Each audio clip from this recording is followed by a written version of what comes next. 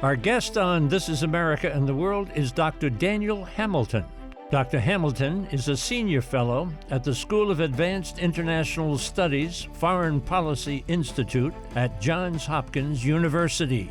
He's also senior fellow at the Brookings Institution and president of the Transatlantic Leadership Network. Dr. Hamilton, thank you so much for being with us today. Pleasure to be with you. When we talk about world order, what are we talking about? Well, we're probably mostly talking about world chaos. How to bring some order to it. A world order usually is just discussed as sort of the set of institutions and rules that would guide how societies relate to each other or nations deal with each other. There are, institutions like the United Nations and what they call the rules-based international order. Those rules are subject to revision all the time. Of course, the countries are sovereign, so they can choose or not choose to abide by them, but usually it's a sort of a code of conduct that governs most ways the nation should behave. So when we talk about the war in Ukraine going on tragically right now, how has that impacted the world order? Well, some very basic principles of world order are at stake here. One is that sovereignty of a country, the territorial sovereignty of a country has been violated by another country with military force. So sovereignty is one of those basic principles that, the world goes around. And Russia has broken that and is trying to subjugate another country. Another is, you don't use force to settle your disputes. Here again, Russia is using military force, wanton force, very destructive force going after civilians as much as any military targets. There are basic rules, human rights, rule of law, all of that's being violated hourly. We can see it on our television screens how horrible that is. So any number of basic principles here are really at stake. And often if they're at stake in one part of the world, they might be, at stake in another part of the world because the principles might weaken. And we're not sure how many countries would adhere to it. If a country can get away with what we see happening in Ukraine, we might face other conflicts from countries that are emboldened by what Putin is doing. Would you put your finger on the map and say this country might be vulnerable to head in that direction? Well, any number of countries, have assessed their risks. I think the main concern in the United States is probably that Russia and China have forged entente of some kind of a partnership. They signed a really very far-reaching agreement in February declaring a partnership without limits. And there are really big concerns in the Indo-Pacific about China's own territorial ambitions. There are also skirmishes between China and India along their border. And those have been recent as well, in which the Indians have been killed. So it's not just in the ocean, but also on China's other borders. And you could think that maybe that type of entente between two very big powers might affect the risk calculus that either one of them takes if they think the other one's got its back. So I think we are concerned, who are watching this, that there might be more potential for conflict in the Indo-Pacific region as well as in the European theater. So specifically, you're thinking of Taiwan, China and Taiwan, right? Not only the India, but Taiwan. Well, as I said, Kashmir, actually might be more of a flashpoint because that's just not settled ever. And there have been breakouts of fighting. Taiwan is a somewhat different issue because China says Taiwan has always been part of China, and the international community, back to your principles, we agreed decades ago that there's one China. So Taiwan really doesn't have the same status as Ukraine. But the idea that China, mainland China, would try to take back Taiwan by military force, of course, is a no-go. And that is what's concerning many analysts now, that China might be emboldened to do something like that. But it's a different idea. The one problem China has with what's happening in Ukraine is that Russia recognized, breakaway territories as independent. That's sort of the opposite of what China's trying to do with Taiwan. They don't want to recognize a breakaway territory. That would be Taiwan. They want to break so it. they want the opposite. So are we living in a kind of a new era as far as world order is concerned? And let me add to that. I believe we are. And let me add to that, what's the short-term and the long-term outlook? I believe we've entered a new and much more dangerous, volatile era of disruption. That's the way I would term it. If we think about the last 30 years, after the end of the Cold War, which sort of framed our global competition, there were probably two phases to that. One was leading up to September 11th, 2001, in which Europe was really quite stable. As unchallenged sort of Western-led order that was gradually expanding to take in other countries, and Russia was reforming. We didn't consider it an enemy anymore. September 11th changed the U.S. view of the world, and we went off going after terrorists.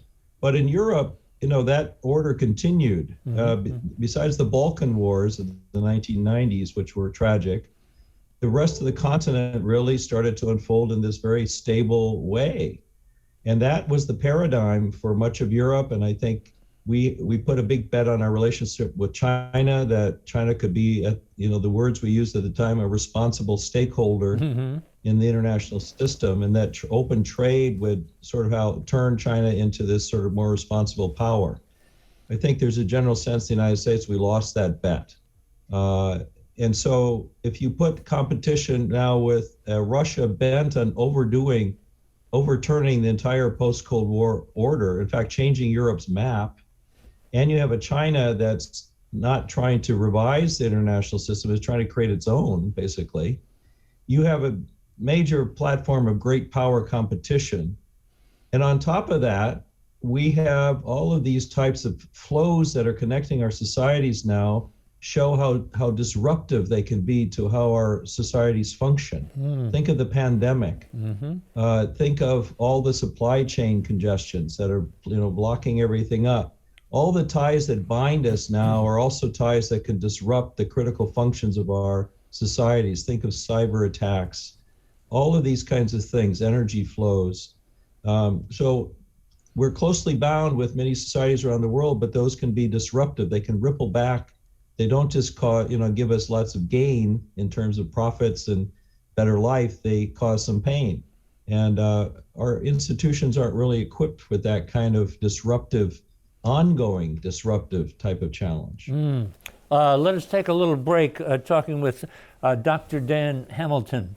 Is connected with both Johns Hopkins University and also the Brookings Institution.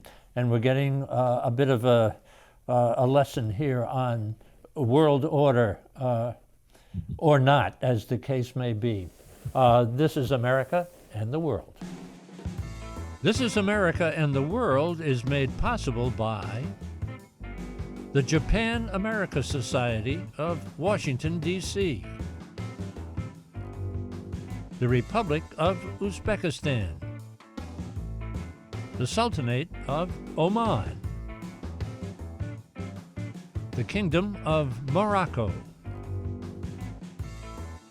21st Century Citizenship, the Frank Islam and Debbie Dreisman Foundation, the Forerunner Foundation, the Rotendaro Family Trust, and the Embassy Series, Uniting People Through Musical Diplomacy. So, Doctor, as we're talking here, I get the feeling that the idea of globalization that we've been living with for a chunk of time, 10, 15, 20, 30 years, severely threatened, by what's happening. Well, a simple term for globalization, Tom Friedman of the New York Times once wrote a book, and he said globalization is how continents are connecting. So if you just think of it like that, how is the North American continent connecting to, Asia, Europe, Latin America, Africa? You see all these flows that start to bind us, but they're not even. We are tied to some continents more than others. Some of these connections are very thick, some are very thin. Or there's certain kinds of flows that are, where we have dependencies. You can see right now Europe's high energy dependency on Russia and those connections and what's happening there. We're deeply connected to the Chinese economy in lots of ways because of what we've been doing. So those flows are each they have their own dynamic, but they're each being susceptible to disruption these days. You saw what it meant when the pandemic hit, and we all realized we were stunned to realize we didn't have all the equipment we needed to deal with that. And most of it was being made in China. And that today we realize we have no plant in the United States that produces semiconductors, which is critical to how the world works, because we outsourced it all abroad. We designed them and then we send it somewhere else to be made.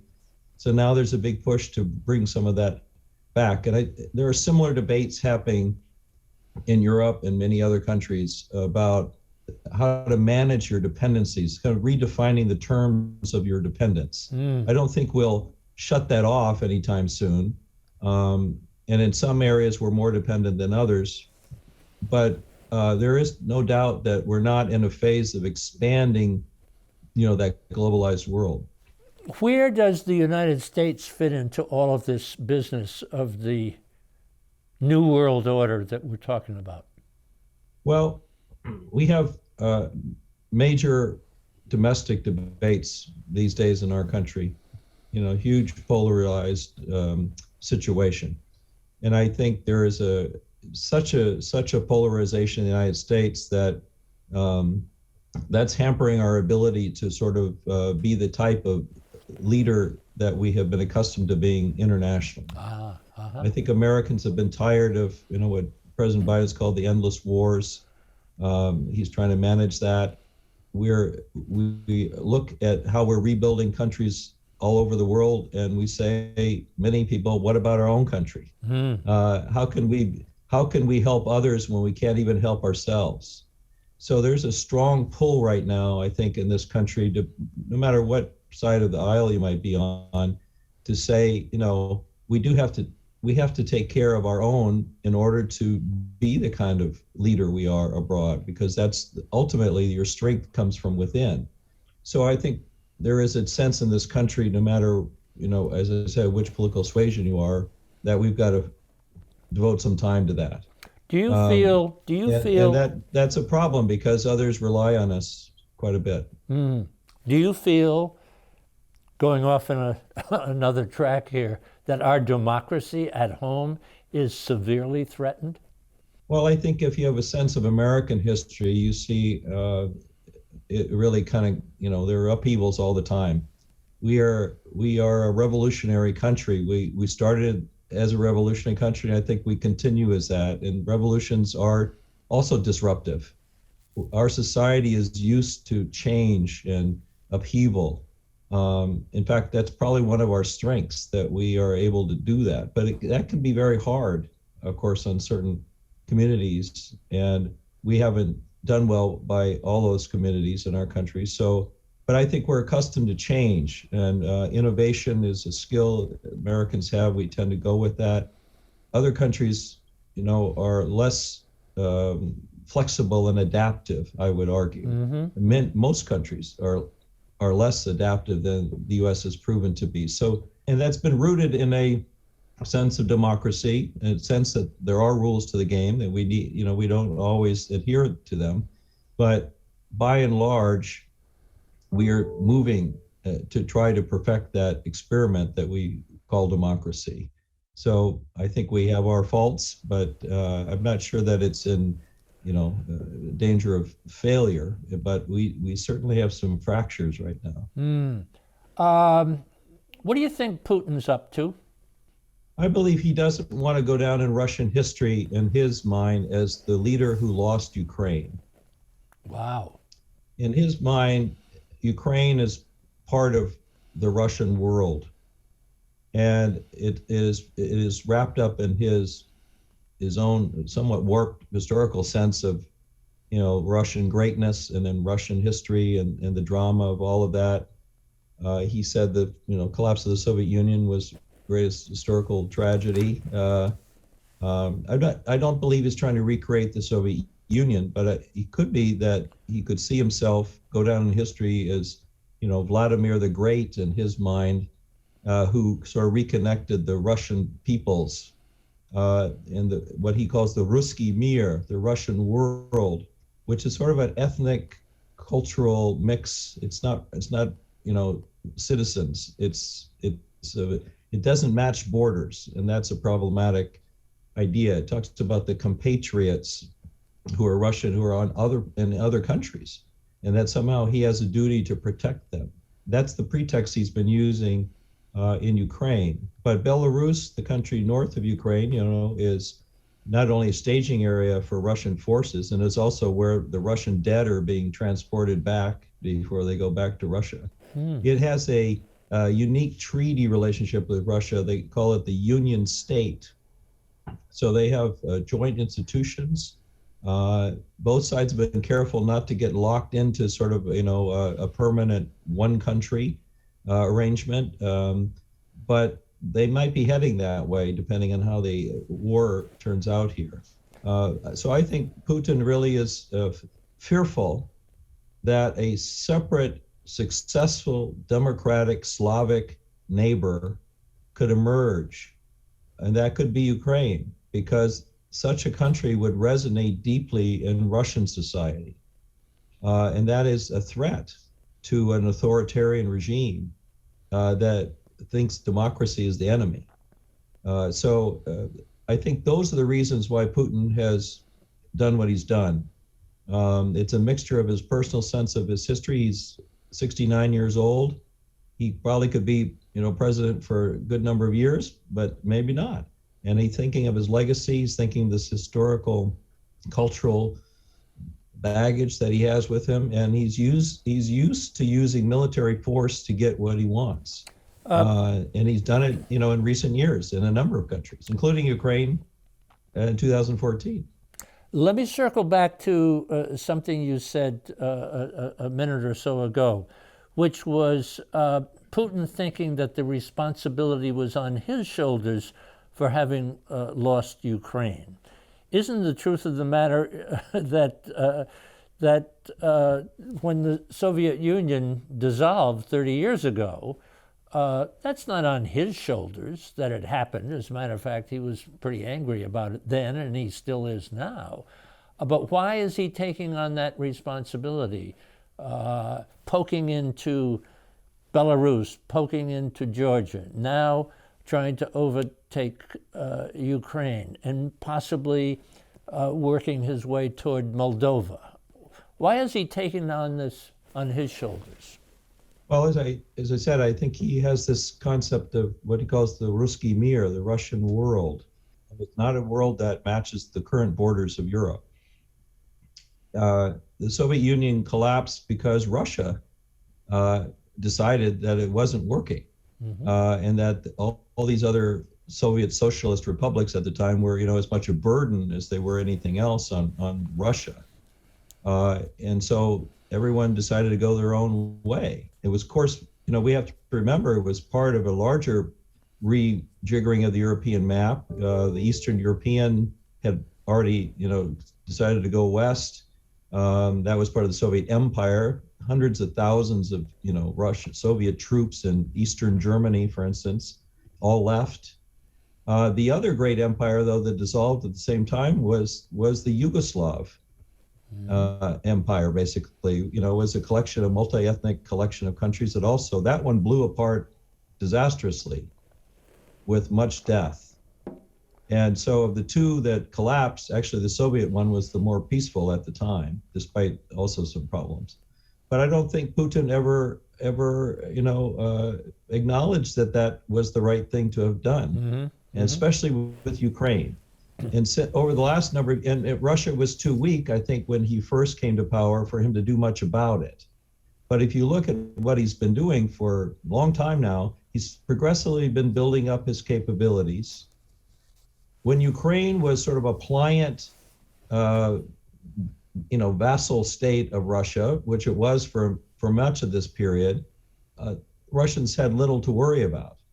But when these revolutions started happening to demand change and real democracy in Ukraine, that started, I think, to get them a bit nervous that they're going to have, in fact, as I said, this alternative model was starting to emerge.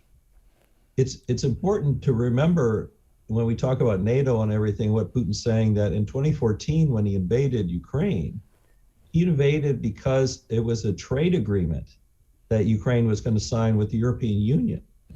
That was the pretext to take a chunk out of Ukraine with military force. It was a trade agreement. And what it meant was Ukraine was, shifting to the West. It had nothing to do with NATO. So it's really more about this deeper sense of preventing Ukraine from going into a democratic space, because that seems to strike such fear in his heart. I think that is really driving a lot of his angry types of tirades. So it's the westernization of Ukraine. Yet, at the same time, over this incredible span of 30 years or so, no one has been attacking Russia. No one has been attacking him. Now, he may say we haven't been treated with respect. He may have his own arguments in that sphere. But where are we right now as far as Ukraine is concerned? What do you see as the outcome? Best case scenario, worst case scenario. What do you see? Well, the best prediction you can make in the middle of an earthquake is that things are going to keep shaking. It's hard to know in the middle of a war, what really will happen. But I would venture this: win, lose, or draw for Putin, East Central Europe is going to remain a turbulent, uncertain, sporadically violent space for as far as the eye can see. So what countries are we talking about? Well, we're certainly talking about Ukraine, but you can see what's happening in Belarus. That's a very uncertain country. They have a dictatorship. He stole his last election. He's not a legitimate leader of his country. They are being used by the Russians, and many people in Belarus don't think that's right. We shall see what happens there. Moldova, probably the poorest country in Europe on the western border of Ukraine, also has one of these separatist entities on its border, on its territory with Russian forces. It's a lawless region, all sorts of nasty stuff, drugs, arms, everything, human trafficking flows through there. That could be part of a wider conflict in some way. And then you think about the Black Sea region. So we have 3 NATO countries that are on the Black Sea. You have Ukraine that could lose its entire access to the Black Sea if Russia continues its advance. And then you have a country like Georgia on the eastern side of the Black Sea that has wanted to join the West for a long time. But it also has, again, 2 separatist entities that fracture the country that Russia supports. Russia, also invaded in 2008 in Georgia, also to keep its fingers in the pot there. So you would see all along Russia's borders these unstable regions. And I've had a lot of experience with my Russian colleagues, and I always ask them, I say, what's in your interest? Is it in your interest to have a band of small, prosperous, happy countries on your border, or to have a band of unstable, fragile, problem, countries, and they always say the latter. They always want the latter. And there's just there's something about it that this, as I said, this sort of inner fear of encirclement by hostile forces of some kind. It doesn't have to be military. It's the very nature of society. Putin's in Ukraine not because of anything Ukraine did, or as you say, or what others did. It's because who they are. It's a very different idea. Dr. Hamilton, we're at the end of our time, and we've just scratched the surface. I hope that maybe we can continue the conversation sometime in the future. You've been a wonderful guest. Thank you for the education.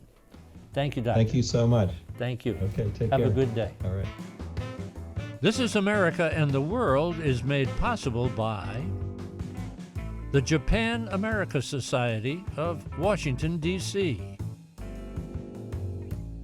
the Republic of Uzbekistan, the Sultanate of Oman,